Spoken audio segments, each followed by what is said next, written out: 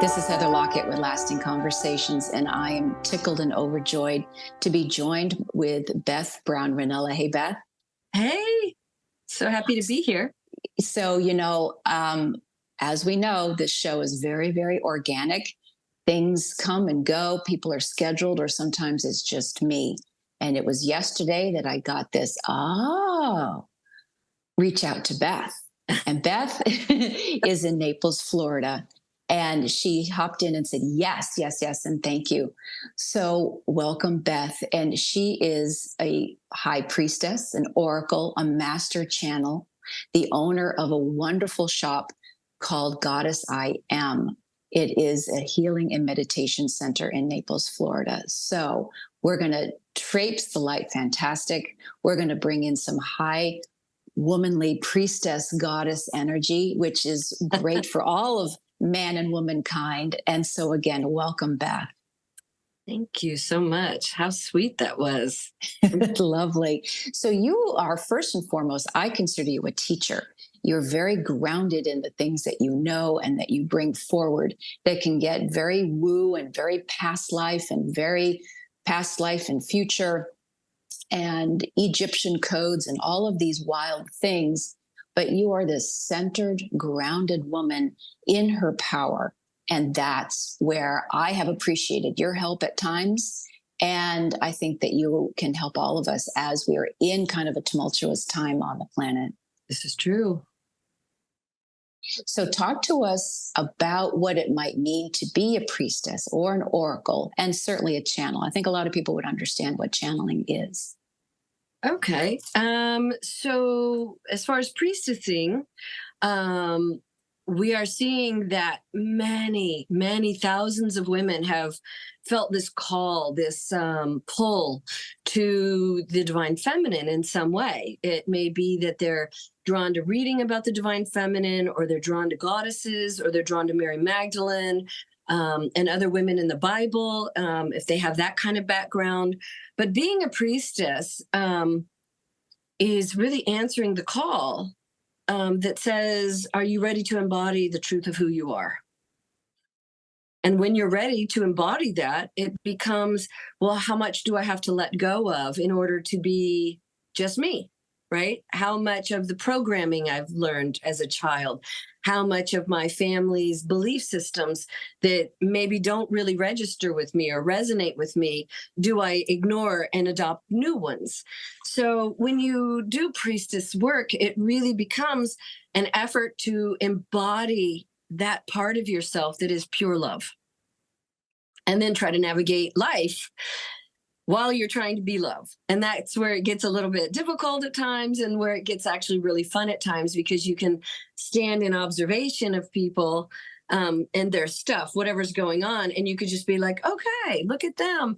And there's no judgment. There's no anticipatory energies of what the outcome will be. It's just, you get to just kind of be in observance, because no longer are you in the churning machine of 3D trying to, give everything a box that it has to fit in. It's a good or it's bad. It's black, it's white, it's up, it's down. And then you just allow everything to be what it is. Just joyfully, like, oh, look at them fighting over there. It's like, okay, they must have something they've got to work out.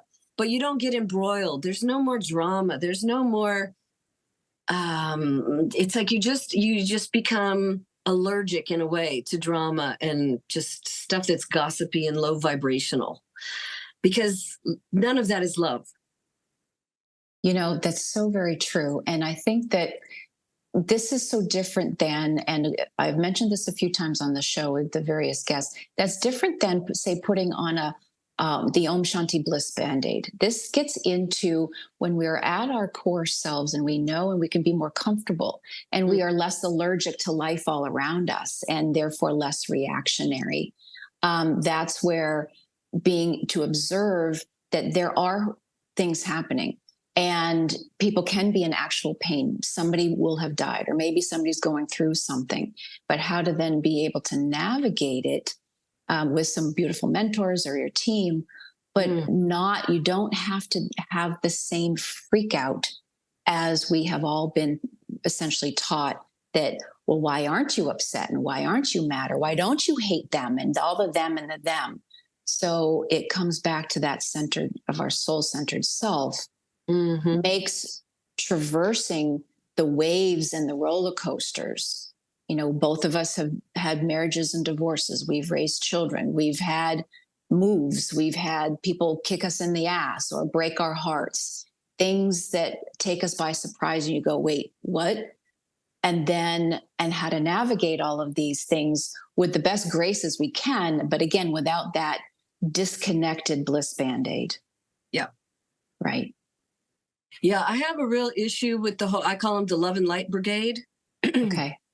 And these are the people that have inadvertently, or I think wrongly, decided that being spiritual means that they're just going to focus on love and light. They're going to ignore the hardships of life. They're going to just pour like this syrupy, honeyed system over everything in their life. And really all that is it's just bypassing. It's not engaging. I mean, we are here to be fully engaged with our emotions. And the thing about being a priestess is we realize that there's no good and bad emotions. There's just emotions. So when you're doing things that bring up emotions, like if someone does die, of course you're going to be sad. You're going to feel that, but we're not going to be like, oh, but that's not love and light, so I better not be sad. It's like, no, you are here to enter into the fullness of life. And think how shallow would we be if everything was just, oh, it's all good, it's perfect, it's fine. Sometimes the best conversations are when we're talking about the dark stuff that's going on inside of us, because other people have the same darkness to some extent. And so now we're really getting to something that actually matters, you know?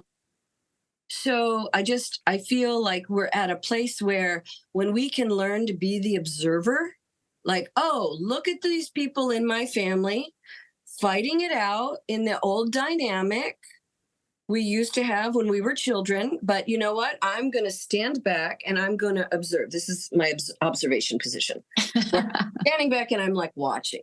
I'm not watching with judgment in my heart. I'm watching like, look how they're navigating with each other.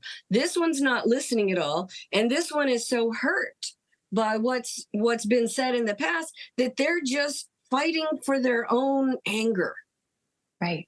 But they're not solving anything. So this is 100% what I want to avoid at all costs, especially if there's no positive outcome. If there's yes, of course. And where I was also thinking is most of everything starts within us anyway. So, oh, look at me having this reaction. What is this bringing up? So talk to us about and you have many clients and people that come to your classes and such, the work starts from within. And so how to then observe ourselves before it even starts with anybody else. And I think this is why when we become a really good monitor of our feelings and our emotions, then we start to know, like if someone, you want to upset me, you just come at me condescendingly. And that is a trigger for me that it's like, I'm ready to go. I'm ready to rumble because I will fight you for my intelligence. And yet, will I now do that? In the past, that's how I would have been. But when you feel triggered, when you feel that instant something rise up that you almost are like, I can't stop from speaking my angry words to you, that's when you go, wait a sec, wow, look at me. Whew. Yeah, take that beat, take a pause. Exactly. And that's part of being mature in your spiritual growth is when you know that you can take a pause. Like if someone says to me, well, just because you think you know everything, in the past, I might have been, well, who do you think you are? Kind of a thing. It would have been that kind of fight, right? But now I'll just be like, oh, okay. And I won't have a comment because now I'm going to start observing not only how they're coming at me, but I'm going to observe how I'm feeling. Right now I'm feeling triggered and I'm like, but I know I'm not really stupid. So their condescension doesn't really it's hitting a wall with me. I'm not going to let it get in and trigger me beyond the initial, did you just condescend me? What? Right. And Right. then I'm so comfy with me now, to where if you want to try to limit me, if you want to try to put me down, if you want to try to have an observation of me that's negative, okay.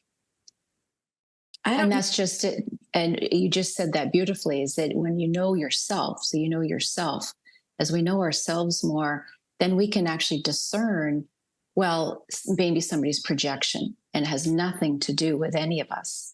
Or Exactly. somebody, and then the twist of gaslighting. Ooh, I came from all kinds of that kind of crazy Ugh. town. So people, if you've been marinated in certain things that you don't even know, you have to break free, Yeah. basically. And this gets into a lot of the work that you have, is to remember so much.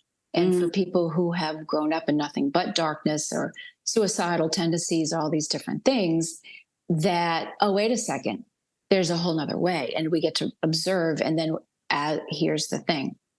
And we talked about the standing at the edge of the mystery, and I'll say the mastery, with our gentleman Morgan the other day, having to do with the second, especially in family or relational dynamics.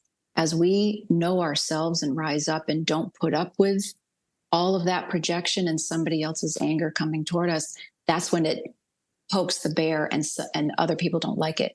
They don't like you. And I keep going back to, because we were mentioning priestesses and stuff and the Salem witch trials. And I grew up in Massachusetts. So all of that stuff where we can feel afraid to step into our authentic power and voice what we need to in love, and then literally not say when it's about to re-engage with people who are used to fighting. Yeah. That can feel triggery for the other folks, because they don't know what to do with you. That's right. In that safe space. So talk to us about some of these realms, because that's where, in standing at the edge of that, where do I want to continue to engage, because otherwise they won't like me anymore, or worse.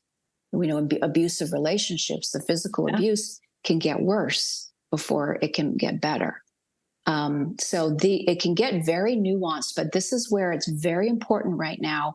And it always has been, I think, but now is the time of the powerful, of the stepping forward for all of our generations to know thyself. Yeah. And that's where the authenticity comes through. And other people want to play and dance with you. That's the fun part, is that you just find your tribe to dance and have fun. Well, I'll tell you something that's funny about this, is that many of us in either the spiritual world or the priestessing world, we often find that we are the black sheep in our family. Yep. We are the generational breakers. We break the generational curses. We break the generational for BS, for a lack of a better way of putting it. Right. We are often the ones that kind of pull our heads up out of the tar pit that the rest of the family is still living in. And we say, wait a sec, I don't want to live in this tar pit. Y'all are dirty, right? We're dirty. We're covered in tar all the time. And so I'm going to climb out of the tar pit. And as soon as I climb out of the tar pit, everybody in the tar pit starts going, well, wait a sec. Look at it. She's clean. You went to the river. You got cleaned. You're wearing all white. It's like, oh, look at me. I feel so good. I'm not. You're all shiny. Bright and shiny. You're all bright and shiny. And pretty soon others. So one or two reactions are going to happen. They're either going to start climbing out and try to figure out what you learned. Right. Or they're going to look at you as you are truly odd man out. And that's okay, because one of the things that we learn in understanding ourselves is I am the only thing I need. I'm the only healer I need. I'm the only lover I need. I'm the only doctor I need. I'm the only psychologist I need. I'm the only friend I need. And yet we'd like to assign these roles to all these other people, but really in the end, it comes down to you. How are you navigating you? So when I navigate myself in a way where I can love and accept who I am, and I am full of faults, I am full of things that others would judge me for. It's like, I'm okay with that, because I can look at myself and say, I'm laughing because I know I'm messy. But that doesn't change the fact that I'm messy, but that would irritate others. But I'm not bothered that it irritates them, because I can't be in charge of whatever everybody else is feeling and thinking. I'm only in charge of what I'm feeling and thinking. But I will tell you, I live by this one axiom, which is, if it's not mine directly, it's not mine. So I don't need to stick my nose into other people's business if it's not my business. Right? So when we think about it, if it's not mine directly, it's not mine. So when I'm talking to my daughter and she's worried about this other girl in her office, for example, or she's worried about, and I'm like, but honey, is that yours? Is that yours? Well, no, then it's not yours to worry about. But this is our third conversation about this girl. Right? Why are we wasting time on someone it's not ours to worry about? She's got her own path. She's got her own things to worry about. And therefore, that's what she should be worried about. Not my daughter should be worried about her own life and her own stuff, you know? So it's a really quick way for me to remind myself, is this mine or is that someone else's? Because if it's mine, I'm dealing with it. If it's theirs, I'm going to watch. And if they need help, I'll help them. But I'm not going to throw in with it, because if it's not mine directly, it's not mine. This is all so very, very rich. And first of all, I'll have to say, just, probably legally, if people need to go to their doctors and go to their psychiatrists, go and do that. 100%. And 100%. That said, the point being, know thyself. This is that we don't have to say that they are the masters and gurus. They're very professional, can help. They can be part of a great team. Absolutely. However, in the end, it comes down to, maybe you don't have the right doctor who does not have your best interest. So we get that powerful choice to discern and create a good team. But what the other thing that you were just talking about, I'll talk about it as lanes. And we have this habit of hopping into everybody else's lane. And I think maybe we've all just learned to do that. And even within conversations, or you're with people, how you doing, it just can become so easy to hop into everybody else's lane. And maybe with the social media world, it becomes even broader to hop into so many lanes. But I appreciate what you were just saying. Is this mine? And for those of us who are probably empathic, is this energy even mine? What belongs to me versus what am I picking up? And then conversationally, is somebody else's relationship anything to do with you? Me, the proverbial you, right? Yeah. Yeah. And I do find that we have adapted to, gossip or discussing other people's lives as if we're trying to solve problems for them, but they're not in the conversation. Right. And so it's kind of like, at some point, you just start disengaging from that kind of conversation. And so when people start to try to gossip with me, I'm like, I'm like, it's non-committal, I'm not encouraging, and I'm not trying to be a part of it, because it really just becomes drama. And when other people are talking about someone else's life, then what business do we have doing that in the first place? But then when we're trying to, discuss who said what, who's better, who's wrong, who's at fault, it's not in your most peaceful best interest to keep pursuing that kind of discussion. And so that's the other thing that many of us in the spiritual or priestess world find is we have lost many people from our lives. And it's it's either survival or it's beneficial, or it just makes life easier when we don't have people that want to run us down, or when we start kind of excising out of our lives the people that believe that we were different than we are. Like if someone is upset because I'm spiritual, or they think that the woo is stupid, well, they don't need to be in my life. I'm okay with that. Or that's just not an area we ever will discuss. I have friendships that for years that they didn't even know I did psychic work because I knew that they were not the people that would accept it. And I didn't want to become the butt of their jokes. Like, ha ha, guess you know what I'm thinking about. I don't want to go there. Right. Like, I bet you knew that, didn't you? And it's like, ugh. So it's not to engage in that kind of stuff. And really things that bring me peace are what I want to do more of. But gossip does not bring me peace. Is not it. There's so no, let's, oh, go ahead. Sorry. No, it's just there's no peace in that. It's an activity, and you may enjoy it because frankly, talking shit is kind of fun and we get a little juice out of it. But in the end, is that really how you want to be? Right. Right. I will say one of my, I won't even call it a guilty pleasure, but I will have to say the wisdom and whatever, je ne sais quoi of Jon Stewart these days, because I think that he has this master's observation of the absurd, right? And I realize that gets into, and I don't listen all the time, but it's just sometimes you just can just have that comedic zing to look at something from this weird perspective. And then I don't live there. But anyway, sometimes that sort of stuff is a little bit fun when it can tap into, look at the circus. Just look at the circus. It's kind of silly. 100%. And then what can we do? Blah, blah, blah, blah. So that's a whole different thing. But in some ways it goes to what you're talking about. That's that observer mode. And where something can be fun within, all the world's a stage type of a thing.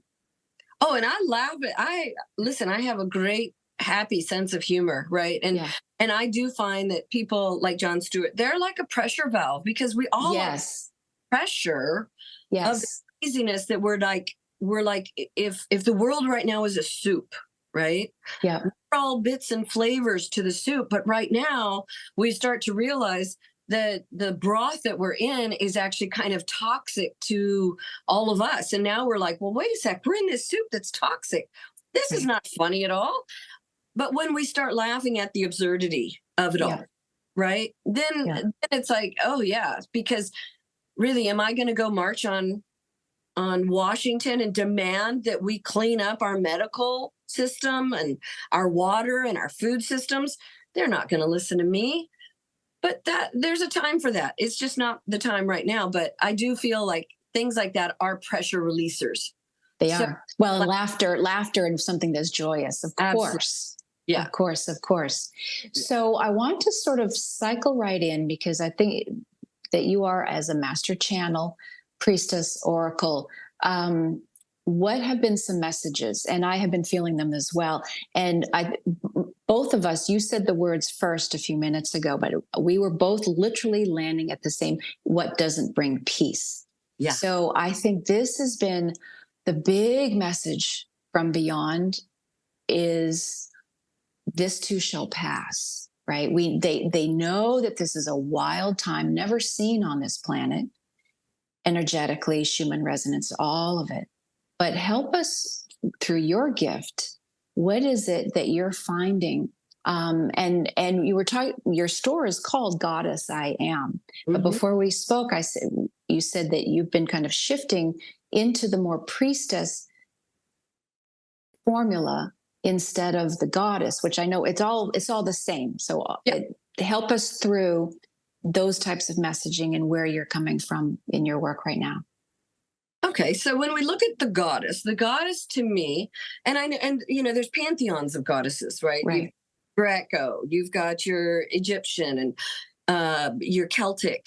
So you've got lots of goddesses, and they've all been, for the most part, these archetypes of empowerment, right? Because when we look at the stories of the goddesses, they were playing with the big gods, right? Big goddesses, big gods. They were playing, and they were not all playing nice. If we look at the story of Zeus, I mean, he was not such a nice, happy-go-lucky kind of guy. And his long-suffering wife, Hera. So we've got lots of goddesses that had to really be tough women because they had to stand toe-to-toe with men who were really just being assholes, for lack of a better term, right? So for me, goddess represents empowerment. It represents your personal power. It represents that you are not a doormat ready to just take whatever life brings you, that you're going to go out there and you're going to find the life that really sets you free, right? Yeah. Makes you happy, makes you feel like I am so alive and I'm right where I'm supposed to be. So that's what the goddess represents. And then you can pull individual goddesses out if you want to be empowered. Let's work with Isis. You can call her in. You can work with the energy of Isis. She's very prolific on this planet. Many women feel very aligned to her. She's very powerful. And she's also alchemical. So she's very much into transmitting or transmuting. Thank you. I'm like transmography. That's not the right word. Transmuting. But really adept at transmuting things from one thing into another. And that's really what so much of the healing work is, right? So when you're working with the goddesses, you're working on healing. That's just part of it, right? Right. And so this is what I love about goddesses, because there are angry goddesses, there are vengeful goddesses. And sometimes as women, we'd love to be so put together that our divine masculine and our divine feminine are equally neutral, right? There's equally in us. And I'm not operating just from my masculine or just from my feminine. But there's times when, of course, my masculine needs to take the front and center. Like if I'm working with a contract and they're trying to limit me, I might be like, no, I'm not going to go. I'm not signing that until you change this. I'm going to do this. Sometimes my masculine needs to take the stage and really lead the way. And my feminine stands back and watches and goes, yeah, that's where we need to be. Right. There are many of us on this planet as women who pretty much live in our masculine. And that's because this is not necessarily a place where we feel safe. And when you don't feel safe, you want the leave me alone. You want that tough girl kind of, leave me alone. Don't bother me. You want to be able to tell people F off if they're, Right. making you feel so uncomfortable that, is this going to be a problem? But ideally, we want to be in a balanced state within ourselves, in that hieros gamos, which is the divine marriage of the masculine and the feminine working together as needed. But it's like nobody's in charge, right? Because they're both in charge, but not in a way that's like, I'm the guy, I got to be in charge. It's really just this joyful, whoever needs to show up in that moment to get the work done is who's going to be there. When I do my work, primarily I'm in my feminine. Right. But there are times when people aren't listening, I kind of have to be tough with them a little. And then, tough side of me comes out a little. Sometimes I have to point out when people are just being completely in their limitations and their lack and they're minimizing themselves. And I'm tough about that because it's like, why are you doing this? And they're like, what do you mean I'm doing something? I'm like, this. And once I show them what they're doing, they're like, I am doing that. So this is all part of the goddess and priestess world. This is the recognition of when you're in your masculine, when you're in your feminine, when you're being neutral, which is really the ideal, the 0 point, that zeal point, neutral space where it's neither black nor white. It just is. Mm-hmm. Things just are. They exist. I don't have to label everything. And that's another point when you're asking, what is it like to be the oracle and that? These are all just limiting terms to the greatness of what we are.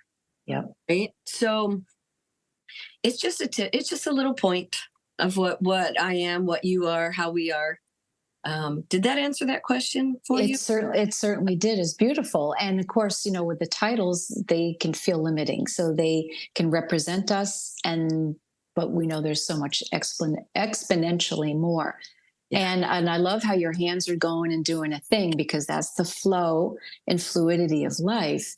And what aspect of ourselves really rightfully should be showing up, and who's in support, either aspects of ourselves or again in relationship, because the male, female, divine, feminine, masculine is within man and women.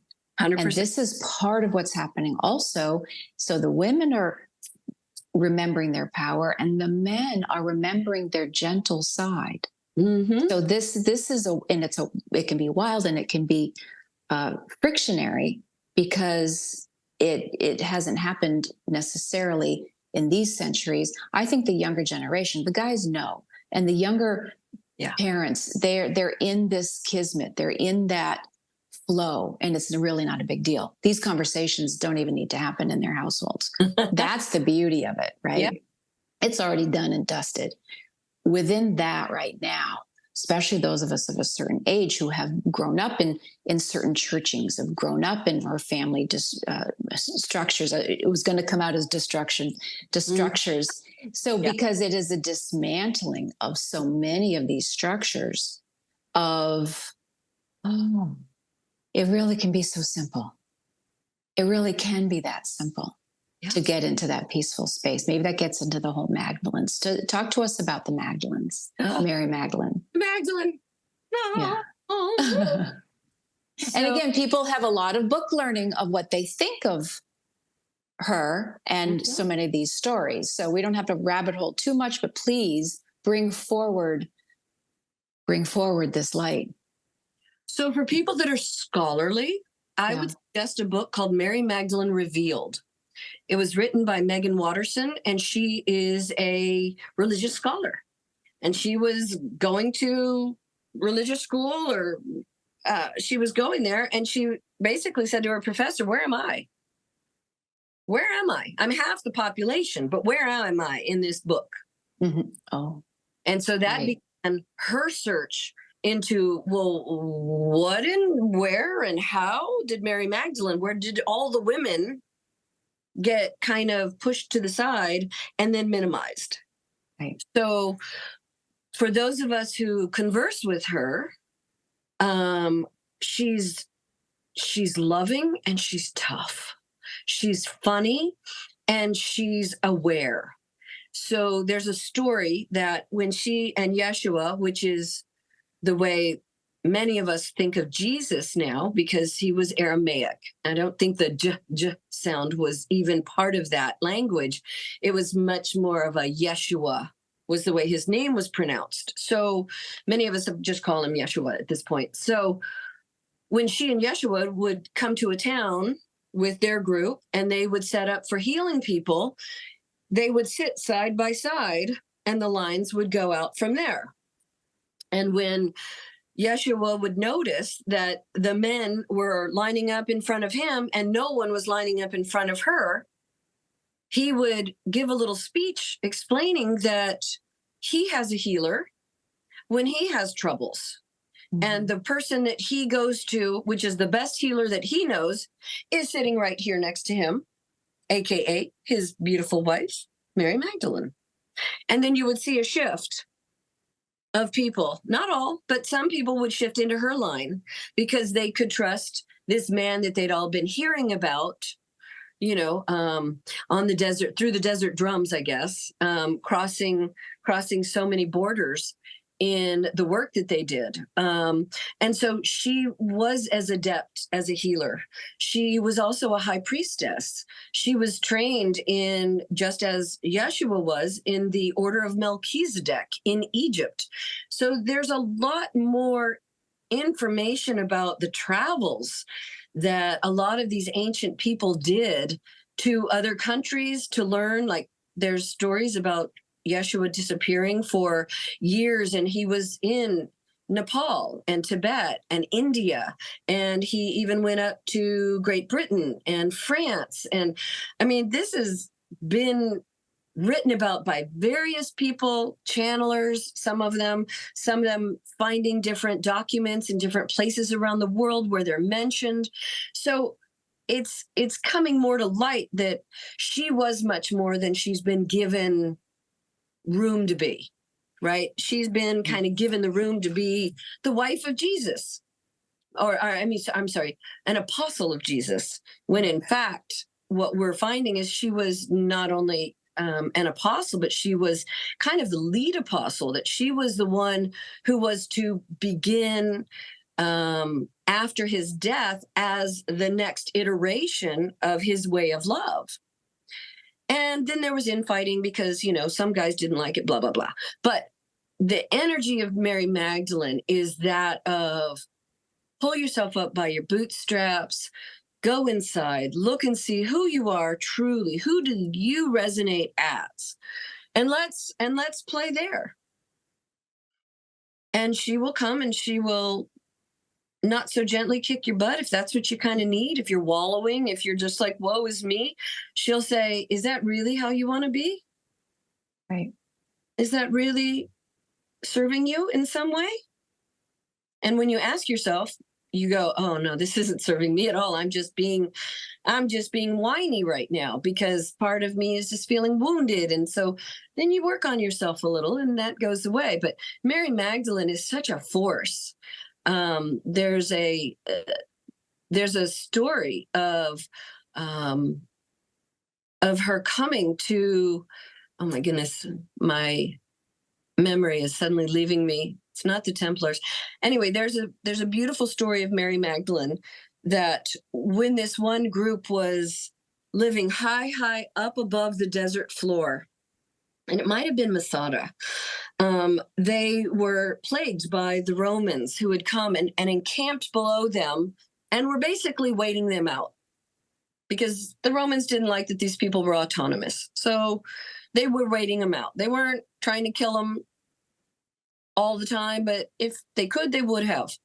So these people at some point got this message as a group from Mary Magdalene, and she says, when they knew that they had nothing left, they'd run out of water, they'd run out of food, and they knew that to give themselves up to the Romans would have been torture and death, and it would have been ugly. And so as autonomous, sovereign people, they decided that they were going to step into the fire that they built for themselves, and they were going to leave no one left for the Romans to do anything with. Mm-hmm. So Mary Magdalene came to them as a group and says, the next time we come back, we do not come as the one. We come as the many. And that is a prophecy that is now being played out because she has come and whispered in the ears and into the hearts of so many women. And there's handfuls of men too, mm-hmm. to say, hey, would you like to play? Would you like to listen? Would you like to be more than you think you are? And so she is such a force even now. If we think about what she and Yeshua did 2,000 years ago, that they implanted into this earth so much love, so much of their vibrancy, that it still resonates in such a powerful way all these years later. We're still thinking of them. We're still offering, prayers to them. We're still connecting with them. And I think if you are called, find someone who can help you go down that path. There's another wonderful book called Anna, the Grandmother of Jesus. This was channeled by a woman who I believe her name is Claire Birdsong. And it's a crazy story if you want to apply our regular now human ideals to it, but it shows you how well trained they were in the psychic arts. Their body could be here, but they could bilocate to say, oh, I don't know, where Yeshua was camping out in Nepal. I'm going to bilocate and I'm going to have a conversation with him. They could do that because they knew how. They could do healing that we have no concept of. They could extend the body from about 80 years, 90 years to hundreds of years because they knew what oils and what energies and what things to apply to keep the body sweet while it was in repose in the rites of the sepulcher. So there's so much to unpack about Mary Magdalene. But just know that she's here as a mentor, as a teacher, as a helper, as a guide, as a friend. And she's all of that to anyone that follows the Rose Priestess path. And I'm delighted to be part of that because she helped bring me back to my feminine because I was in a marriage where I had to be in my masculine all the time. And so she reminds me on a daily, how do I get to be a girl? How do I get to be in my mysterious feminine way? And I don't have to go out there leading all boss lady and rah. I can manifest differently now. I can engage differently, and I feel more empowered than I ever have. That's beautiful. It's all just rising because of what feels like the mentoring that she offers. Right. Like if she could do what she did, I can do what I can do my life in this without my husband being crucified, without losing everything as a young woman, right? Right. So she's very inspirational to so many of us. It's just so beautiful, and these are some very rich historical things to go through, to read, to explore. The word spelunking's coming back up again, which is going to lead to your work in Egypt. We use the word spelunking with Morgan, getting into the deep dive of the caves and stuff. So the other thing I was going to say is it also sounds very Saint Germain. Saint Germain can be like this. What for? It's very beautiful, but there's like a holy wait that it can be very powerful. They'll bop on the Trust head. me, they're not all love and light. They're not love and light brigade, right? They're not. They're here. You're like, come they're here to whoop ass. Yeah, they will. And that's beautiful because we need that sometimes. We do. So listen, but getting into the spelunking, you have, and the universe has shifted the timeline that you were going to have a sojourn to Egypt, because that's been another calling as well. Yeah. And I think it's important to mention on this episode, on this show right now, the other work. So even before Yeshua and Magdalene's, there's so much information within caves, within these portal spaces called the pyramids all over the world. And tell us a little bit from your experience, because you've had some magic, and I know a lot of magic happens down from within these caves, from these ancestral lines of ours. It's true. It's very true. So what I've recently learned about the pyramids is that, when they first were trying to figure out what are these structures for? What are these about? Right? They walk around them. So what I've come to learn is that the pyramids were schools. So there were different levels and layers that you would get to as you evolved, with the idea of going to the top of the pyramid. And at the top of the pyramid, it's like you are now connecting, you and God, or you and the universe, you and whatever you call the higher power, you and he or she are now connecting. Because as you go through, it's kind of like, think about if you're going in a zigzag pattern up through a pyramid, that every level is another layer of mastery for you. Okay. So let's say you master some of your emotions. Maybe that allows you to move to the next layer in the pyramid. And so then that's where you learn a whole new set of interesting ideas or gifts or skills or whatever. And when you master that, you get to go to the next level.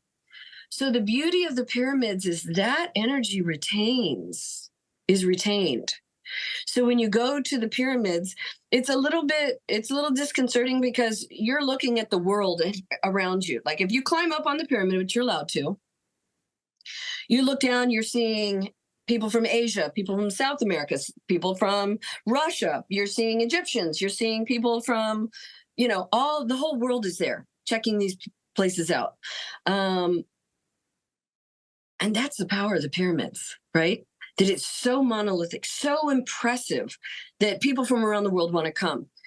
So when you go there, if you can get really quiet, and we went into the pyramids and we did a little meditation inside, and one place you kind of claim a little space because there's not much of it, but we sat down and it was warm. Going down underneath, you think it's going to get cooler, but it doesn't. It's just hot. No matter how you slice it, it's warm. But we did meditations in there, and then we went down into the middle of the pyramid, And we just, just you're communing with this energy that is, releasing things that maybe you've never even tapped into, that you didn't even know was an issue, but it's been dragging for years and lifetimes with you. I went there. I found that I had, I'll stand up a little, right here, I had what looked like a golden breastplate. And one of the other healers in my group said it looked more like a bustier, like it wrapped around my breasts and went under them. And it was protecting that whole kind of central heart chakra area. And we figured out that I'd put it there myself, and to protect from being hurt with love. And so that got released while I was in Egypt. So of all the years and years, and I've been at this for, 30 plus years, all the years that I've done work on me, never found that, never knew that existed, never got there, which is why I love taking people on tours to Egypt, because we can go to places. It's like Egypt is ground zero for some of our healing. Like, the deepest levels of healing were what I got to when I was in Egypt.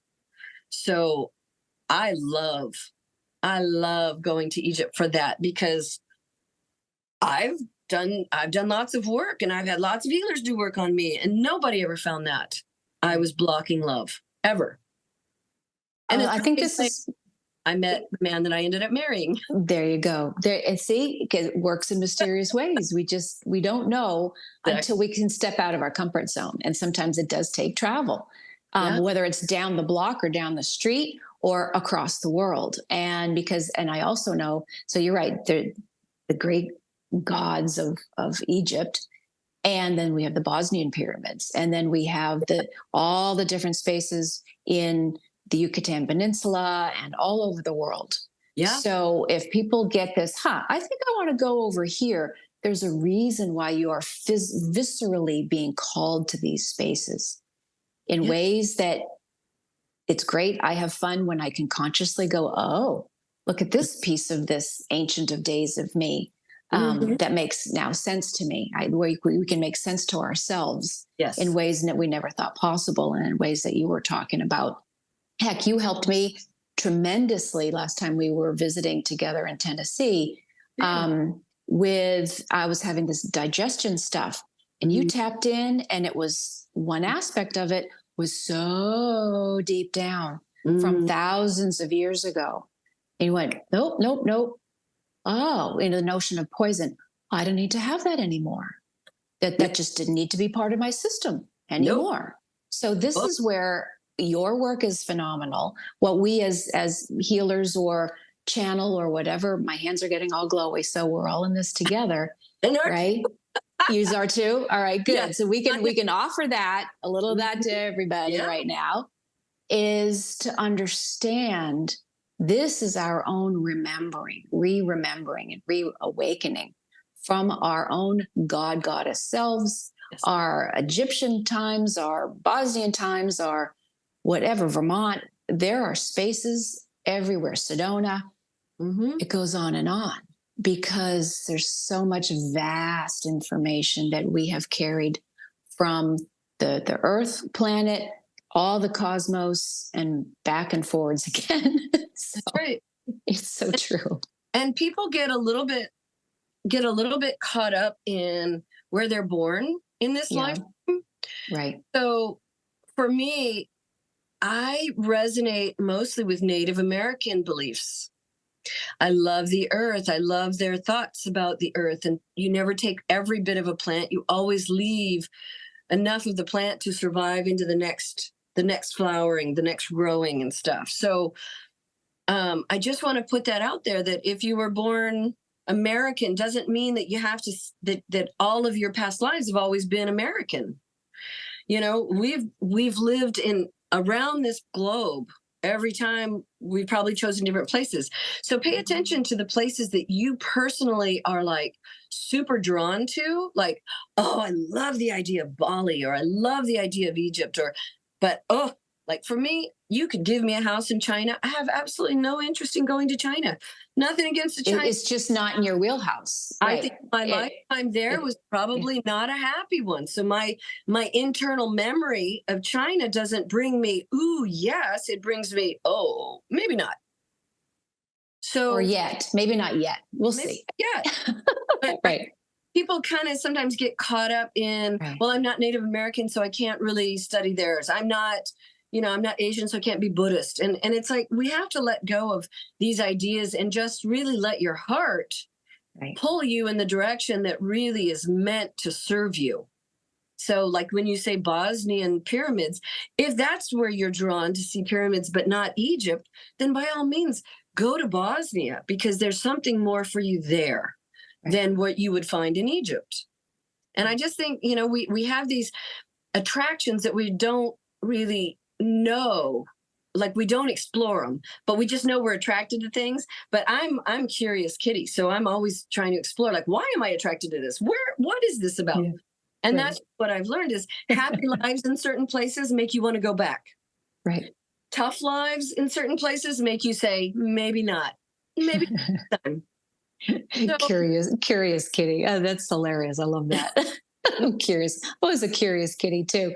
Yeah. So Beth, listen, we could go through many lifetimes talking, but I want to hear about your shop and the other offerings that you bring to the world. Well, 10 years ago, I was in a class and Spirit whispered loudly in my ear, "It's time to open your shop." And I'm like, what shop? I had no intentions of opening a shop. And yet here I am 10 years later owning a shop. So in Naples, Florida, we have 2,400 square feet of, we have crystals.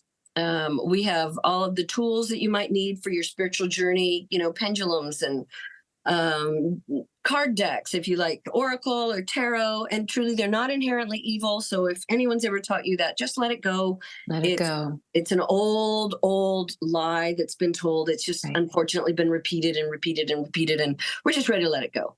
But we have jewelry. We have all kinds of fun stuff. People get lost in the store. They love coming and just meandering because we have a lot of different things. And so primarily it's a crystal shop, but it's a metaphysical store. I think of it as a conscious living shop. We also have a temple, and this is where we do our teaching. This is where we do classes. This is where we do meditations. And my 9-month Priestess course, which we began about 6 weeks ago, is what we do in there. So the energy is really beautiful in our temple. People come in when they're having a bad day and they just go back there and sit. They're like, "Can I go sit in the temple?" It's like, "Yeah, go for it." And they go sit and they just come out like, the energy, it just feels so good. So we do lots of things. We do them live. We do them Zoom. Light codes are often done live and on Zoom with energy. Distance is not a big deal. If you're curious about what we do, it's goddessiam.com, and you can find out all about all the things that we do. Maybe come play with us, my friend. In November 16th, we're going to be doing our it's like a big spirit fest is what we call it. And we've done this like 7 years, and it's at the Unity Church here. It's a beautiful campus, and we'll have lots of readers and healers and vendors, and you can come play. And then we're also doing lots of classes. So come and play and teach if you want. Come. Thank you. Unless I'm going to be off in Europe. So I've been getting this bizarro calling. So take the show on the road on an airplane. That needs to play through. So that said, people, if you're in Florida or if you want to travel and you're getting called, because I think, Florida has its own beautiful portals and places too. Oh, yeah. Just saying.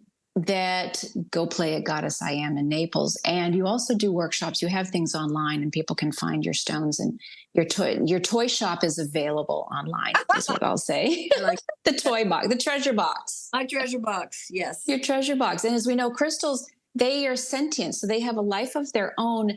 And so all of them, when they're real, they're the real deal. Because, some places they don't resonate because God knows what they even are. Mm-hmm. But if you have a calling in one, it's life, and you've made that connection. Right. That's so beautiful. for So the beauty people too. of crystals, sorry, I didn't mean to interrupt you. Yeah, The, no, that's fine. the beauty of crystals, let me just grab one. I always have, I'm surrounded by them. So the beauty of crystals is this little crystal has a vibration that will never change. Right. It's steady. So their energy is like this all day long. We wake up, we're like, woohoo, I had a great night's sleep. I slept all the way through. Then you get a call, you got to go into work early. You're like, oh man, I wanted to do different things with my day. So we're up and down emotionally all day long. But when you work with crystals, your highs and lows kind of even out. You're still like this, but it's not so, oh my gosh, the emotions are so, we've got a crystal for that. We're going to give you a lepidolite if you're one of these, crazy, not crazy in a bad way, but crazy like my emotions are crazy. Or Out of whack. Yeah, a little, yeah. So we give them these support crystals. And so when we have them in our home, they're just holding this steady vibration.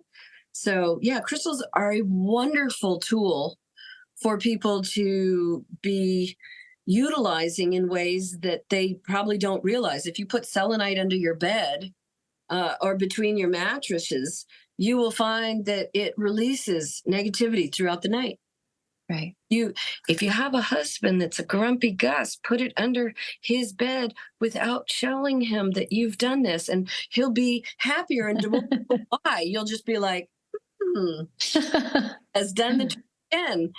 Oh, that's so funny. Oh my gosh, Beth, this is so fun. And that your shop again is the Goddess I Am in Naples, and it is a treasure box and it's a toy box, and you are a treasure. Do you have any one last nugget, any more crystal that needs to come through before we put the cherry on top of this beautiful pyramid that we've created here? Well, I think at this point, because so many of us are dealing with 5G and we're worried about Schumann resonance and we're worried about energy, think about a stone called shungite. Now, shungite is a black stone. It comes from Russia. There's noble, and then there's regular. I've pretty much only used regular. It's cheaper. People say it's not as powerful. I've had no problems with it, but you can get little discs that have a little sticky on one side, and you can put it on your phone because so many of us for EMF sensitivity. Yeah, exactly. Right. We also have carvings of it, but it's really, what I also love about it is you can get a disc and put it into your water filter, and it kills virus and bacteria in the water you drink. So into my Brita, I have shungite. So consider that. If you don't have any shungite, it's definitely a good one to have in your toolbox. Yeah. And there are frequencies. I have a recording that is, I played that just the other day, because sometimes we don't know what we're picking up and what might be in the ethers. With radiation zaps or whatever it is, and just it can help. All these different things, all these tools in the toolbox, and for some, putting it in the water might be great, and others it'll be something else. And Beth Brown-Rinella, my goodness, wow, this is a powerful show. It's going to be placed perfectly. You're number 99, so thank you for being my 99. 100, we're going to celebrate 100 voices, but this has been a joy, and I really appreciate your time with us. Oh, well, thank you so much. I appreciate it. I just think you're just so wonderful, and I love how you have this kind of calm way about you that it's very inviting. So I hope this gets a lot of folks watching, and that your success continues, and go for it. Just keep going. Thank you. Woohoo! Thanks so much. And thanks so much for listening, everybody. Please be sure to like, follow, review, and share this show. And there is a PayPal donation button to help me get this show on the road further and further and further to get this message out. And it's always about love. This is Lasting Conversations. We get to the heart of everything.